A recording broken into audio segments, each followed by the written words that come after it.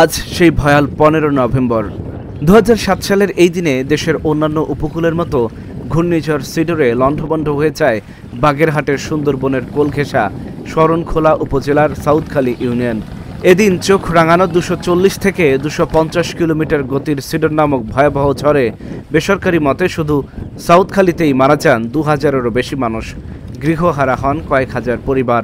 আপনার এই 15 নভেম্বর আসলে আমাদের মাঝে একটা বড় ধরনের ভয়ানক সেই চিন্তা মাথায় আসে, কারণ 15 নভেম্বর যে সিডর হয়েছিল সেই সিডরে এই অঞ্চলের বহুত মানুষ মারা গেছে, যা এই ক্ষতি আমরা কাটাই উঠতে পারি নাই। এই যে সব জায়গা জমি হলো আমাকে ওই মাথা হইতে, তারপরে যখন 7 সালে সিডার শুরু হইলে তারপরে এমন তুফান উঠলো, আমাদের ঘর দুয়ারে মানুষজন ছিল না, সব গাছপালার উপরে ছিল।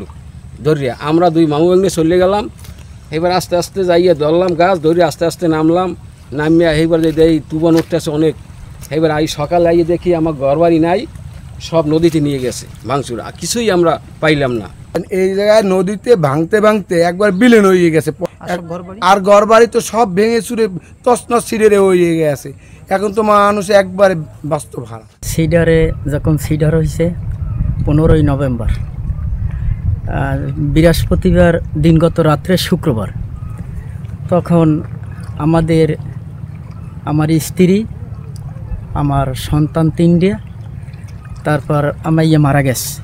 মারা যাবার পর আমার গরু ছিল, তারপর নৌকোদুন যা ছিল সব কিছু শেষ হয়ে গেছে। কিন্তু অবশেষে বন্যার পরে আমি পোতার উপরে পাইছি খালি আমার একটা পাড়া আর একটা পুতা, অন্য কিছুই আমি আর পাই নাই। এই তো অসহায় বই রইলাম পোতার উপরে। আমার একটা পার্শ্ববর্তী একটা মহিলা হলে কলে, মামা আপনি যে এইবেল বইয়ে থাকেন, তা আপনার কী অবস্থা হইবে? তাই দুগ্গ সিরিয়ে নদী চোখের পানিতে সিরে দুগ্গ ভিজে গেছে। তখনকার দিনে স্থানীয়দের একটাই দাবি ছিল, ত্রাণ নয়, টেকসই বেড়িবাঁধ চাই। তাদের দাবির প্রেক্ষিতে অবশেষে টেকসই বেড়িবাঁধ নির্মাণ শেষ হলেও বারবার তা ভেঙে ও ধসে যাওয়ায় মারাত্মক ঝুঁকির মধ্যে দিন কাটাচ্ছে সাউথখালীবাসী। বাঁধের ভাঙন ও নদীর ক্রমাগত ভাঙনে এই এলাকায় বসবাসের আশা ছেড়ে দিয়েছেন সাউথখালীবাসীরা। সব শেষ হওয়ার আগেই স্রোতস্বিনী বলেশ্বর নদীতে ব্লক ফেলে সংস্কারের দাবি তাদের। বড় বেড়ি বাঁধ একটা হয়েছে, কিন্তু আর একটা বেড়িবাঁধ আছে এখনো নদীর পারে। আমরা বড় বেড়ির বাইরে 100 গৃহস্থ আছে। এই 100 গৃহস্থ আমরা এখন ঝুঁকিপূর্ণ। যে কোনো টাইমে সিগন্যাল আরম্ভ হইলে আমরা কোথায় যাবো, কী করবো, আমাদের কোনো উপায় থাকে না। আমরা তখন ছেলে মেয়ে হারামু, না মাল জিনিস হারামু, না গরু বসু হারামু, না নিজেরা চলে থাকবো।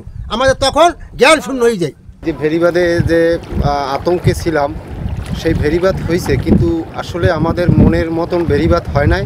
এবং এই ভেরিবাঁধ টেকসই করার জন্য যেরকমের ডাম্পিং করা প্রয়োজন ছিল সেইটা করে নাই। 2016 সাল থেকেই আর কি এখানে ভেরিবাঁধের কর্মযজ্ঞ শুরু হয়েছে, কিন্তু আজও পর্যন্ত সেই ভেরিবাঁধ শুধু নদীতে বিলীন হইতেছে, নূতন কোনো কার্যক্রম আসতেছে না।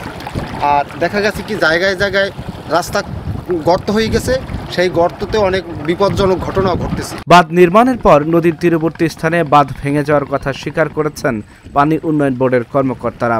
তবে অধিক ঝুঁকিপূর্ণ স্থানে ভেঙে যাওয়ায় বাঁধ টেন্ডারের মাধ্যমে দ্রুত সংস্কার করা হচ্ছে বলে জানান পানি উন্নয়ন বোর্ড কর্তৃপক্ষ।